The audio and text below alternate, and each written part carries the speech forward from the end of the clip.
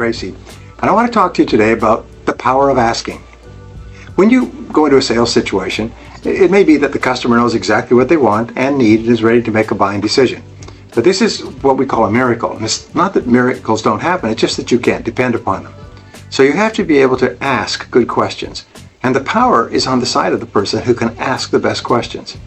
You need to ask the customer about his real problems and needs.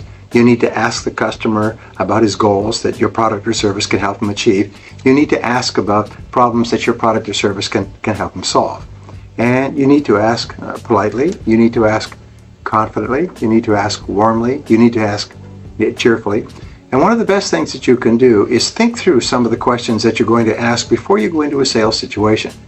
Sometimes we call this the agenda close, where you write up an agenda of a series of questions, either 5 or 7, and you write them on a page, and you use your own letterhead, your company's letterhead, and it says agenda for meeting with, and you put the customer's name and then the time of the meeting.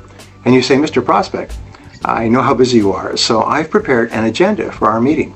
And I brought some questions that you and I can go over, and it will determine whether or not we can help you in a cost-effective way. And then you give them the agenda. And you have a copy and they have a copy. And always space the questions so there's lots of room on the page for the customer to write. And then what you do is you just go down the questions one by one. And every time I've spoken to my sales audiences and I say, does anybody here use this method of closing on the customer listening to you? And everybody says, not everybody, but a few people will raise their hand and say, yes, I use it. I say, what kind of reaction do you get? They say the customers love it when you come with a series of questions prepared to ask. And also, it helps you organize your thinking as well. So you need to be prepared to ask, what are they doing now? How's it working? What are their plans for the future? What do they want more of or less of? What are their key concerns?